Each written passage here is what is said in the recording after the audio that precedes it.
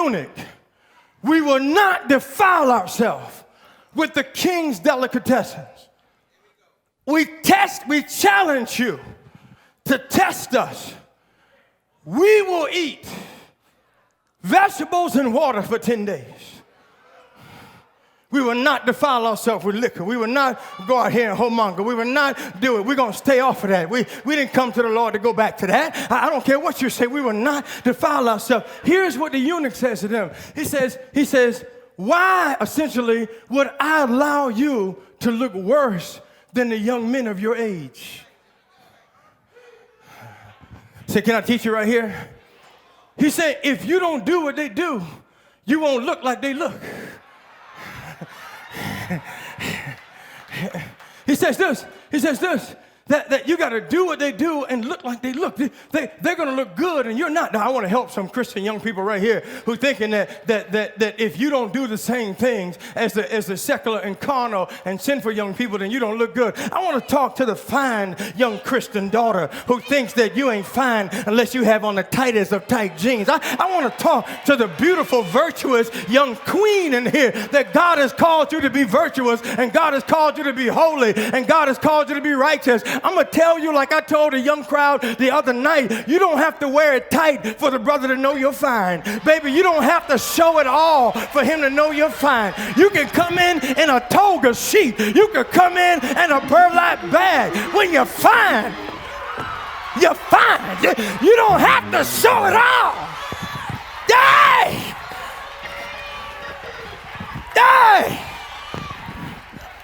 The devil has deceived you to make you think that if you don't look like she looks, if you don't look like the freak looks, like the trick looks, then he won't give you any attention. But any real man will tell you, he plays with a trick, he plays with a freak. But when it comes time to find a wife, he that findeth a wife finds a good thing. You got to become somebody's good thing. Hey! You got to tell your girls, baby, I can't wear that. I'm a good thing. I can't put that on. I'm a good thing. I can't walk out the house like that. I'm somebody's good thing. You don't understand. There's somebody looking for a good thing. And a good thing's got to be dressed in good things. You're not hearing what I'm saying? They have deceived you into believing that you don't look good, brother, unless you wear the style of the other young thugs, walking around with your pants hanging down, T-shirt almost to your knees. Can't half walk because you pulling your pants up every 3 steps. You don't understand. The devil got you looking like a fool. One day you're going to wake up and come to your right mind, and you're going to be so mad at the devil because he had you walking around for 3 years looking like a fool. You're going to be the baddest warrior that God ever had because you're going to have a vengeance against the devil because he made you walk around with your behind out for 3 years. But the moment you gird yourself up like a man, you're going to put your sword on. Hey!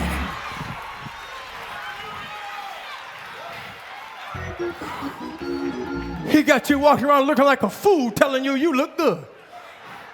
And you hanging out with a group of fools with their pants hanging down to their knees, and all y'all think y'all look good, and anybody with sense know you look like fools.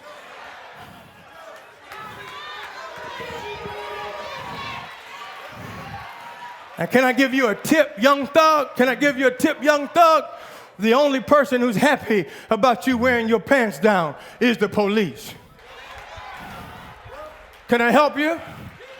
Because when you commit a crime and they need to chase you, they know you can't run with them pants hanging all down your legs. You look like a fool running from the police with your pants, trying to hold your pants up.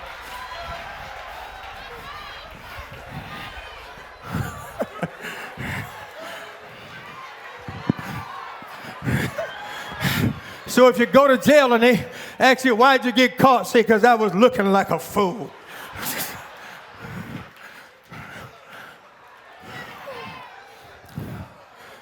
Daniel, Shadrach, Meshach, and Abednego stood up against the defilement and said, not only will we not participate, we won't do it, but test us. You say we won't look as good, test us. I want to minister to some young people. Have you told the world, test me? I want to tell some of you young people that you have not allowed God to shape you and mold you and try you. You hadn't given him enough time. You got to taste and see the Lord is good, but you got to let patience have a perfect work. You just got saved a year ago, 2 years ago. You ain't even given him a full 3 years. You sat 3 years at the devil's table. Why not sit 3 at the king's table and let the king shape you? Let the king feed you. Let the king dress you. And tell the enemy, test me in 3 years. Come back and see me after I get this word in me. Come back and see me after I let the spirit mature me. Come back and see me after I've got my mind off sex and drugs and hanging out like a fool. Come back and see me after God reveals to me my purpose. Come back and see me. Hey! I submit to some of you, you've not given God enough time undefiled. Because in the time that you've been giving God, you've been still playing with defilement. You know you've still been tipping. You know you've still been dipping. You know you've still been sipping. You know you've still been doing some stuff while you've been coming to church and wondering why you still don't look no better, feel no better, think no better, because you've not totally detached yourself from the defilement. But I challenge you that if you test God and test the enemy and test the nature of God and see if God won't have you looking better and fatter and prettier and better than anything in the world. I feel like ministering right here. Many of us, you see it, even with the group I ministered to the other night, as the Holy Spirit was moving and the power of God was moving on them. You could see the young boys dressed up like church boys, nice prim suits, big fat crinkly ties, pristine shirts, cufflinks, knew how to dance in the church. But the problem with defilement, it ain't in your clothes. It ain't in your dance. Defilement is in your lifestyle. And if you got a lifestyle of defilement, even when you're pretending in the church, your flesh will give you away. If you're sitting up in the church and you're still playing with homosexuality, your flesh will scream. Your flesh will reveal you. Oh no, I need to stay here for a few minutes right here.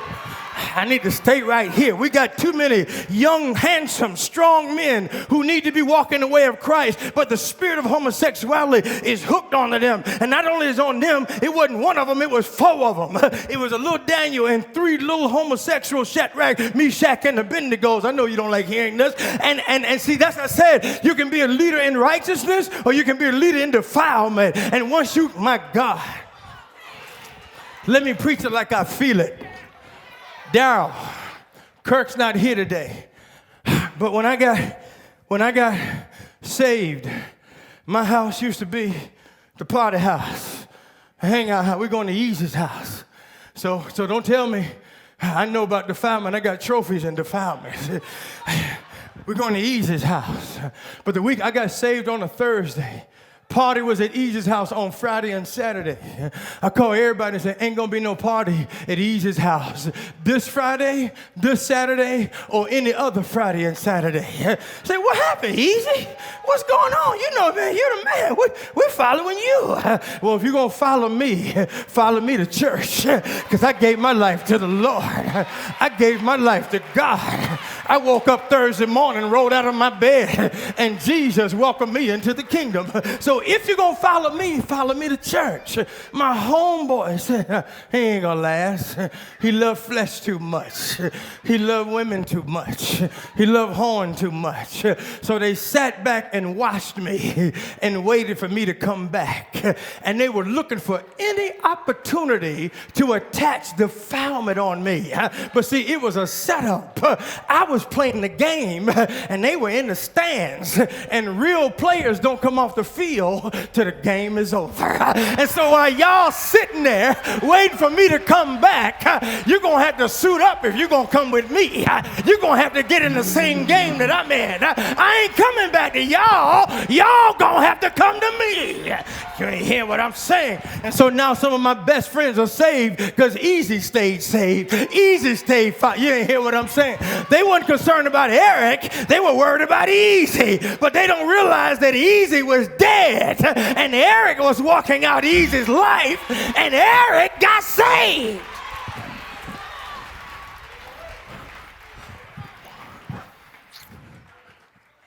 And they watched, and they watched, and they watched. And now they're in the same house of God.